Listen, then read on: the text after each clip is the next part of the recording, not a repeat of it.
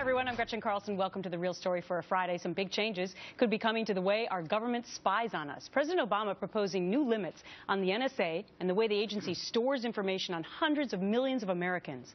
His proposals all based on recommendations from a White House-appointed panel. The big one, he wants to strip the NSA of its ability to store massive amounts of phone records, but offered no recommendations for where to actually move all that stuff. And there will apparently be no more spying on friendly, so-called friendly international leaders unless there's a specific threat. The president asking the intelligence community and the attorney general to deliver a transition plan within 60 days. The president today also addressing the NSA's critics. Meanwhile, a number of countries, including some who have loudly criticized the NSA, privately acknowledge that America has special responsibilities as the world's only superpower, that our intelligence capabilities are critical to meeting these responsibilities, and that they themselves have relied on the information we obtain to protect their own people. The recommendations coming on the heels of a report claiming the NSA has collected and stored almost 200 million text messages. That's a day, here at home and around the world. Let's bring in our spy panel for the day. Michael Kay is a former advisor to the UK's Ministry of Defence, Doug Burns, a former federal prosecutor, and Brooke Goldstein, attorney and director of the Lawfare Project. Great to see you, spy panel. Thank you. All right, Brooke, let me start with you. The first thing that the president said he was going to change today, you got to go back to the FISA court to be able to go in and actually look at somebody's personal information. This is going back to pre-9/11. Thoughts? I think it's a very positive move on his behalf. You know, a lot of the critics are critical of the program because of the secrecy of it. And the president said today that he was going to release some of the decisions by the FISA court. But at the same time, we're seeing this inconsistency in the messaging. You have Holder that gave a press conference just 2 days ago saying that it's going to be unlawful to collect the data on anyone because of their national origin. And in this speech, President Obama referenced the Al-Qaeda in Yemen and the terrorists in Sahel in Africa as a justification to collect data on them. So it's total inconsistency in messaging here. Do you see it the same way, Doug? And I mean, you're an attorney as well. Yeah. So how does this FISA court thing work? No, I think it was a very positive move, as my colleague says, to step up to the microphone and say we're going to make changes. We're going to make it so that you have to go to court in order to distribute it, and we're going to change the way it's stored. Although, as you pointed out right at the outset, what does that really mean and how's that going to work? So my segue is, what's going to happen logistically? How's this really going to work? How are they going to differentiate someone who's friendly versus not friendly?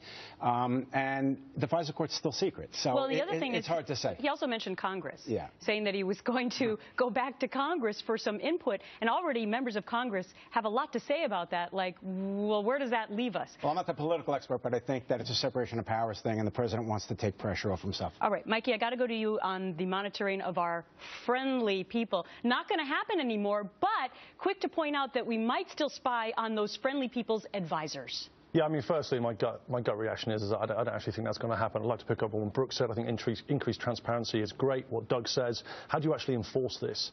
It's all very well having increased transparency and coming up with these regulations, but how do we actually make sure that they're enforced and what's being said is going to happen does actually happen? So it says a third-party data storage yet to be named. What does that mean? Well, it means the burden is now going to be on corporations, and the president didn't say anything about what's going to happen to corporations like Google, like Yahoo, who are losing business because the public doesn't trust them anymore. And when it comes to, you know, spying, I don't even like the word, but collecting data on foreign officials, why are we unilaterally giving up our ability to do that when we don't have mutual assurances from the leaders of other countries? The interesting thing is we would have never known about any of this had it not been for two words, Edward Snowden. Well, so where does that leave us with that? Well, I think the NSA has to go back to core principles, and what it has to do is it has to target, it has, through intelligence and data, it has to look at deter and defeat the real threat, which is Al-Qaeda. Right. And it's Al-Qaeda metastasizing in ungoverned spaces in Syria. It's got over 11,000 foreign fighters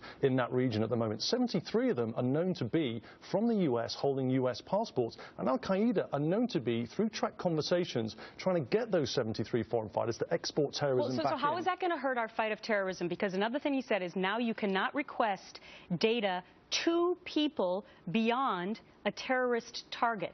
Now, I don't know exactly what that means, because sometimes you find out the terrorist target from actually investigating, Michael's right? point is critical, which is, we're talking about apples and oranges. I mean, apples is legitimately fighting terrorism. Oranges is collecting data from millions of innocent people. So how do you, mix that? That's the point.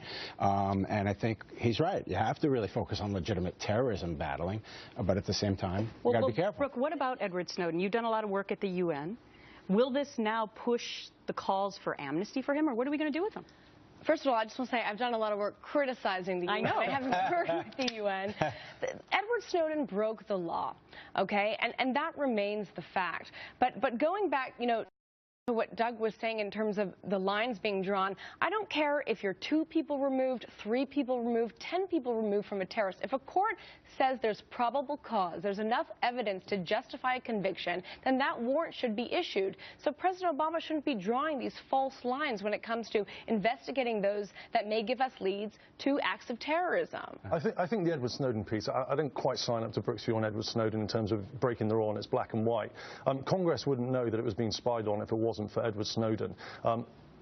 Foreign leaders around the world wouldn't know they were being spied on if it wasn't for Edward Snowden. So you either lay in one camp or the other. If you agree with the fact that Edward Snowden should be penalised, then you can't lay claim to the NSA doing all these additional and extracurricular spy activities. What else has he not told us? But I would work both sides. I would say it's interesting. I agree that he broke the law, and then I agree also that it may have caused something good. But that's a classic law school hypothetical. Somebody breaks the law and good comes out of it. Well, guess what? They're still technically guilty, but some good may have come out of it. All right, very interesting. Spy panel, we learned a lot today. Thanks so much for coming in. Thank you. My pleasure. Well, at least